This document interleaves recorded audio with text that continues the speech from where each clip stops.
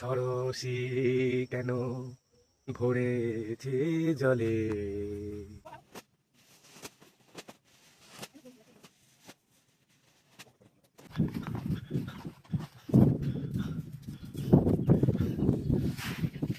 Hello বন্ধুরা, কেমন আছো সবাই? গ্রাম বাংলার একটি ব্লগে তোমাদের অনেক অনেক স্বাগত। সো বন্ধুরা, সকালবেলায় সাইকেলে হাওয়া দিতে স্টার্ট করে দিয়েছি, কারণ আজকের কাজটা একটু আলাদা। আজকে যাব ধান বইতে দূরের জমিতে, আর আজকে আলু বসানোও হবে না, আজকে আলু বাড়িতেও কাজ নেই। সেই জন্য আজকে ধানগুলোকে ঠিকঠাক মেরামত করে ঘরে নিয়ে আসতে হবে। ঘরে নয় আর কি, যে মালিক সে নিয়ে যাবে, কারণ তার চেলা চামুন্ডাগুলো ছিল না বলে সেই জন্য বাবাকে ফোন করে বললো যে তুমি যদি ধানটা মাঠ থেকে বয়ে দাও তাহলে খুব ভালো হয়। দুদিন ধরে ধান শুকুচ্ছিল, সেই জন্য দেরি না করে ধান বইতে চলে গেলাম। দেখো বন্ধুরা, একটা কথা বলি, চাষ তো আমরা করি অবশ্যই।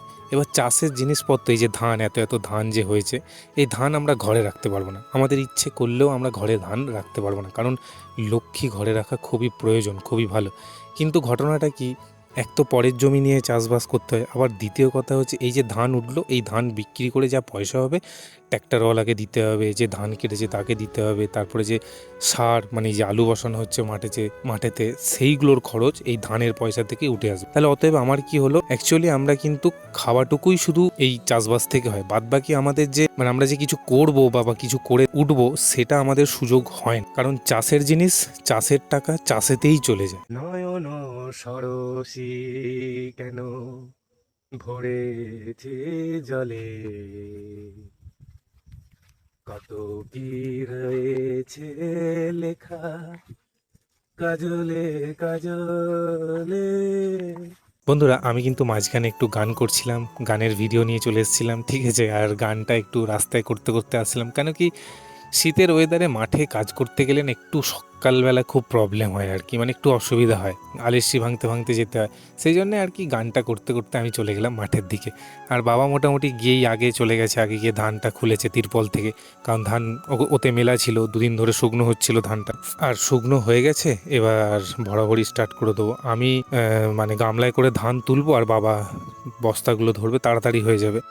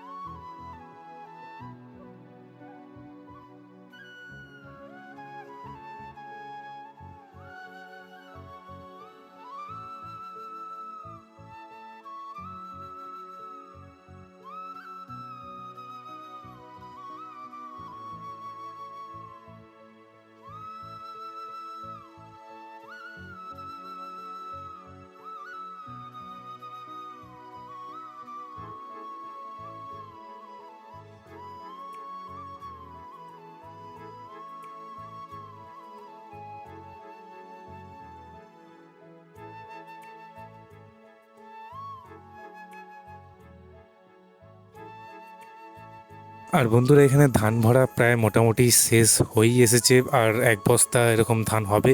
এরপর আবার যেতে হবে আরেকটা জমিতে, ওখানে ওখানে মা আগে চলে যাবে, কারণ মা, আমরা ততক্ষণ এই জমির ধানগুলোকে বয়ে আর কি বাঁধে ডেলিভারি করে দিই, তারপরে ওখানে মা চলে যাবে, মা একা ভরতে হবে, কারণ মায়েরও শরীরটা খারাপ। মা যখন মাঠে কাজ করে সত্যি কথা বলতে খুব খারাপ লাগে, মায়ের তো শরীর খারাপ, কিছু করবারও নেই, অপশানও নেই।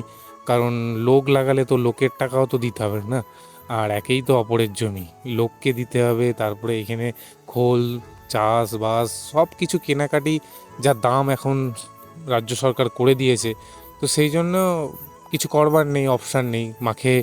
মাকে মাঠে আনতে খুব কষ্ট হয়। মাকে বলি যে মা তোমাকে যেতে হবে না, আমরা করে নেবো, তোমাকে চিন্তা করতে হবে না। কিন্তু মায়ের মন, কারণ আমি তো, মা চেয়েছিল আমি কিছু চাকরি বাকরি করব, আর সেটা তো হয় না। আর আমাকে যখন মা খাটতে দেখে, বাবা যখন খাটতে দেখে মাঠে, তখন ওদেরও খুব কষ্ট হয়।